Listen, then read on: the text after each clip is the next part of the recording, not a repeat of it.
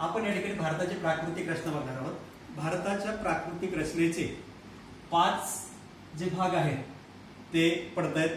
मी तुम्हाला सांगितलं होतं की समुद्र सपाटीपासूनची त्या प्रदेशाची उंची जी आहे, या समुद्र सपाटीपासूनच्या उंचीनुसार त्या ठिकाणी वेगवेगळे जे विभाग आहेत ते पडलेले आहेत. अति उंचावरील भाग, त्यानंतर सपाट मैदानी भाग, त्यानंतर मैदानापेक्षा उंच असणारा भाग, त्याचबरोबर समुद्र किनाऱ्याचा भाग आणि त्याचबरोबर समुद्रामध्ये असणारा द्वीपसमूह. आता पहिला जो भाग आहे तो या ठिकाणी तुम्हाला दिसतोय हिमालय पर्वतीय क्षेत्र. भारताच्या प्राकृतिक रचनेचा हिमालय पर्वतीय क्षेत्र हा पहिला भाग आहे. त्यानंतर त्याच्याखाली उत्तर भारतीय मैदान. आता ही उत्तर भारतीय मैदान जी आहेत ती आपण सविस्तर अभ्यासूया. त्यानंतर द्वीपकल्प, त्यानंतर पूर्व आणि पश्चिम मैदाने आणि त्यानंतर द्वीपसमूह. अशा प्रकारे एकंदरीतच भारताची प्राकृतिक रचना जी आहे, या भारताच्या प्राकृतिक रचनेचे एकंदरीत 5 विभाग या ठिकाणी आपल्याला पडलेले दिसतात. त्यातील पहिला भाग हिमालय पर्वतीय क्षेत्र. विद्यार्थी मित्रांनो, हिमालय पर्वतीय क्षेत्र जे आहे हे हिमालय पर्वतीय क्षेत्र याचे आणखी पुन्हा 4 विभाग पडत आहेत. आता हिमालयाची निर्मिती जी आहे, या हिमालयाची निर्मिती होत असताना ज्या प्रकारे आपण कापडाच्या घड्यावरती घड्या घालतो त्या प्रकारे हिमालय पर्वताची निर्मिती झालेली आहे. त्याला घड्या किंवा आपण थोडक्यात वळ्या असं म्हणूया. वळ्या ज्या आहेत त्या एकमेकांच्या वरती पडत गेल्या आणि अशा प्रकारे हा वली पर्वत तयार झालेला आहे. आता याचा थोडक्यात स्पष्टीकरण जर करायचं तर अति प्राचीन काळामध्ये भारत आणि ऑस्ट्रेलिया हा एकसंध प्रदेश होता. भूगर्भांतर्गत हालचाली घडल्यात आणि या भूगर्भांतर्गत हालचालीचा परिणाम असा झाला की भारताचा पट्टा जो आहे किंवा भारताची मुख्य भूमी जी आहे ती ऑस्ट्रेलियापासून तुटली. जसं रबर ताणल्यानंतर तुटतं आणि 2 टोकं 2 दिशेला जातात तशा प्रकारे ऑस्ट्रेलिया हा दक्षिणेकडे सरकला आणि भारत हा उत्तरेकडे सरकला. आणि त्यामुळे या ठिकाणी काय झालं तर उत्तरेकडे भारताची मुख्य भूमी सरकत असताना ज्या ठिकाणचं भूपृष्ठ कमकुवत होतं त्या ठिकाणी हा भाग वरती उचलला गेला आणि अशा प्रकारे या ठिकाणी वली पर्वत तयार झाला. म्हणून हिमालयातील सगळ्यात दक्षिणेकडची पर्वतरांग जी आहे, ही हिमालयातील सर्वात दक्षिणेकडची पर्वतरांग शिवालिक टेकड्या, हिची उंची कमी आहे त्यामुळं हिमालयाची सर्वात दक्षिणेकडची पर्वतरांग शिवालिक टेकड्या आहे. त्यानंतर लघु हिमालय, त्यानंतर बृहद हिमालय आणि त्याच्या आणखी उत्तरेला गेल्यानंतर आपला सर्वोच्च जे हिमालयाचं क्षेत्र पाहायला मिळतं ते म्हणजे हिमालयाच्या पलीकडील हिमालय. अशा प्रकारे या ठिकाणी शिवालिक टेकड्या यांना अर्वाचीन टेकड्या असं म्हणतात किंवा अर्वाचीन हिमालय असं म्हणतात. अर्वाचीन म्हणजे निर्मितीच्या प्रक्रियेमध्ये जो अलीकडच्या काळात तयार झालेला आहे.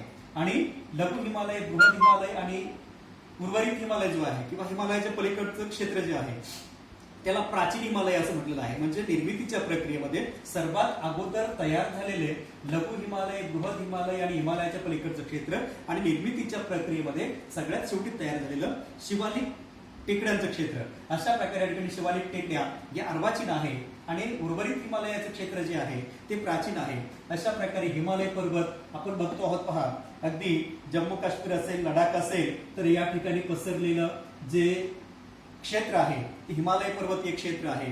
केवळ जम्मू काश्मीर, लडाख या ठिकाणीच नाहीये तर आपण ईशान्य भारतात गेल्यानंतर आपल्याला त्या ठिकाणी देखील अशा प्रकारे हिमालयाच्या रांगा काही पूर्व पश्चिम आणि काही उत्तर दक्षिण पसरलेल्या पाहायला मिळतात.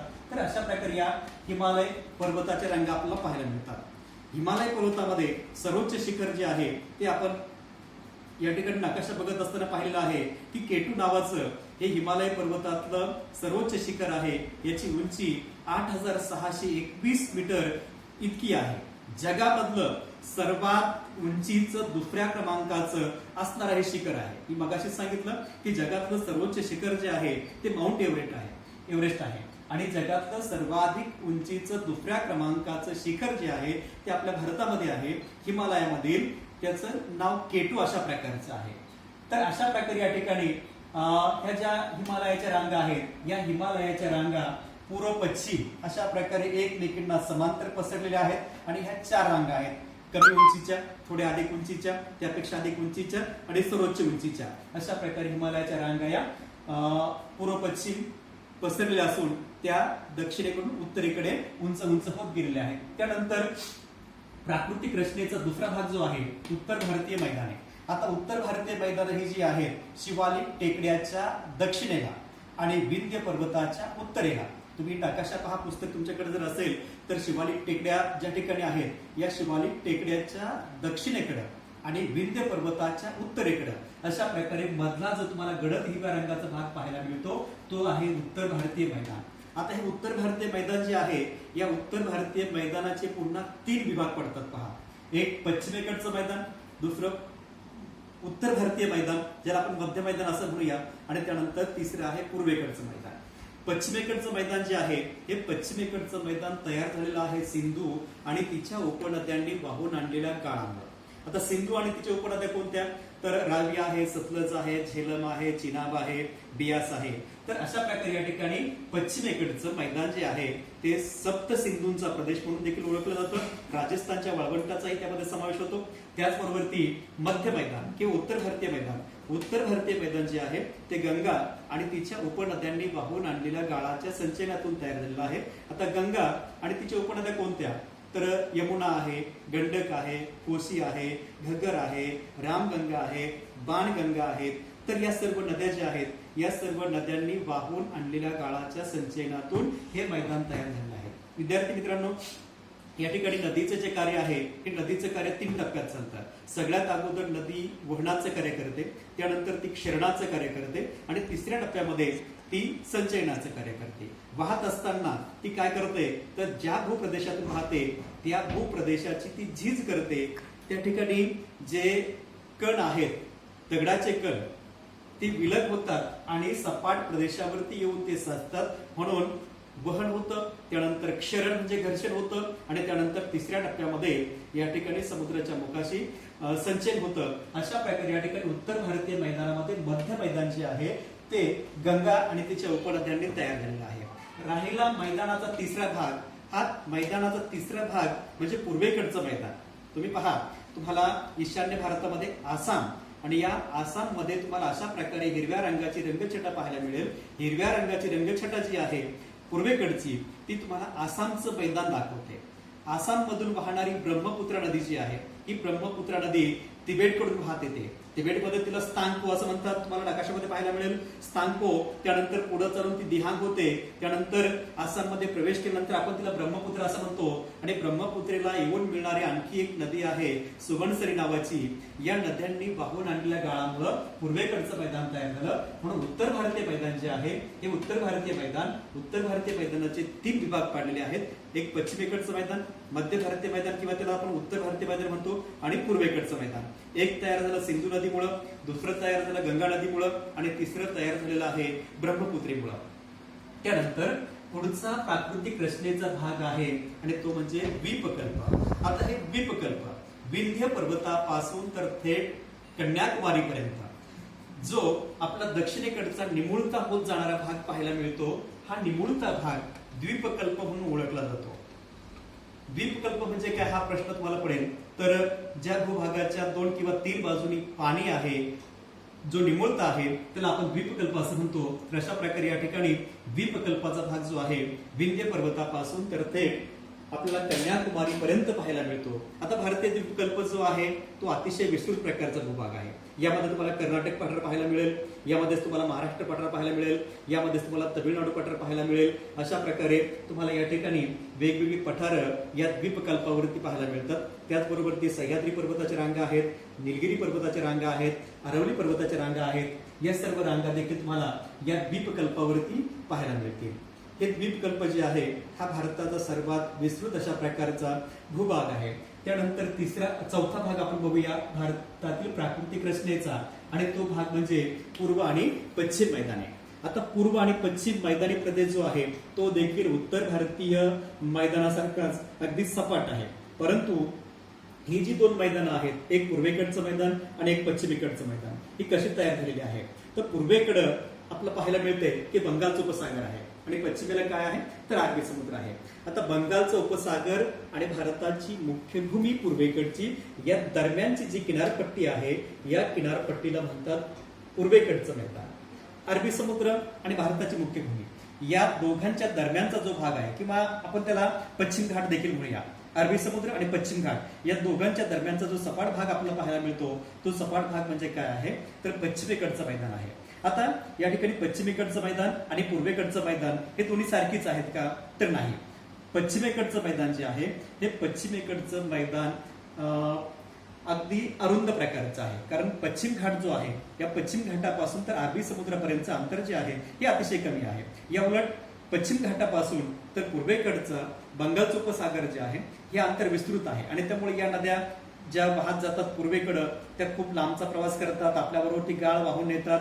त्याचबरोबर ती या ठिकाणी जमिनीचा उतार मंद आहे, पश्चिमेकडे मात्र जमिनीचा उतार तीव्र आहे. म्हणून आपला पश्चिमेकडे पाहायला मिळतं तर इथला खोल समुद्र आहे.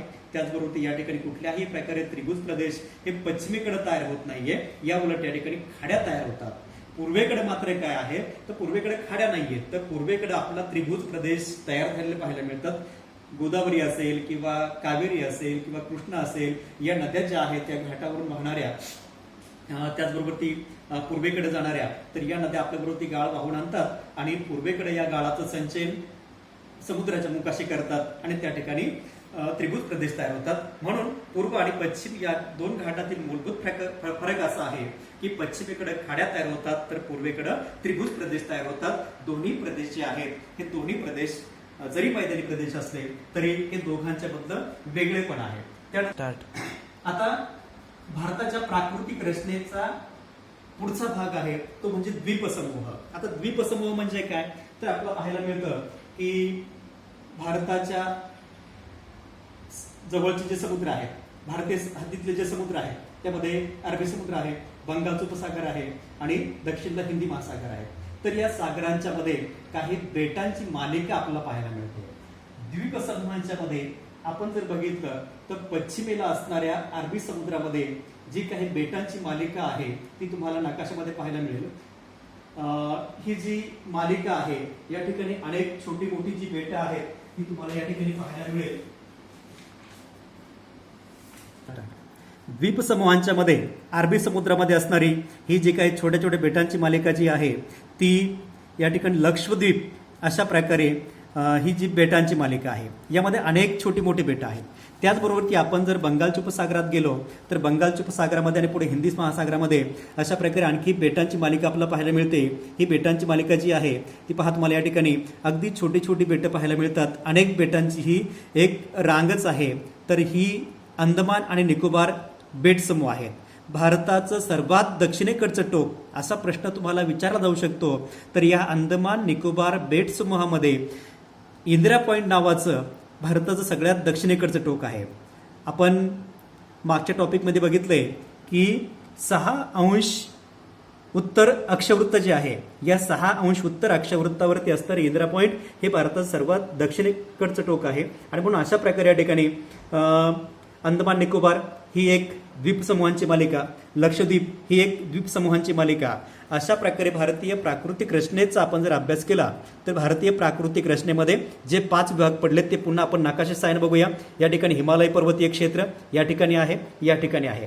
त्यानंतर मैदानी क्षेत्र दुसरा भाग आहे उत्तर भारतीय मैदान, या ठिकाणी मैदान आहे, इथं मैदान आहे, या ठिकाणी मैदान आहे. पश्चिमेकडचं मैदान, मध्य किंवा उत्तरेकडचं मैदान आणि पूर्व मैदान. त्यानंतर विंध्य पर्वत जो आहे या विंध्य पर्वतापासून तर थेट कन्याकुमारीपर्यंत किंवा तिरुवनंतपुरमचा जो भाग आहे हा या ठिकाणी द्वीपकल्प म्हणून ओळखला जातो. या ठिकाणी अनेक पठारांची मालिका आहे. त्यानंतर चौथा प्राकृतिक भाग आपण बघितला होता, पश्चिमेकडचं मैदान आणि पूर्वेकडचं मैदान. हे अरुंद आहे आणि हे विस्तृत प्रकारचं आहे. आणि त्यानंतर शेवटचा भाग आपण पाहिला होता तो म्हणजे भारतीय प्राकृतिक रचनेचा 5वा भाग तो म्हणजे द्वीपसमूह. अरबी समुद्रामध्ये असणारी लक्षद्वीप समूह आणि बंगालच्या उपसागरामध्ये असणारे अंदमान निकोबार बेटांचा समूह, अशा प्रकारे या ठिकाणी भारतीय प्राकृतिक रचना जी आहे ही भारतीय प्राकृतिक रचना आपल्या या नकाशाच्या सहाय्यानं या ठिकाणी अभ्यासता येते. धन्यवाद.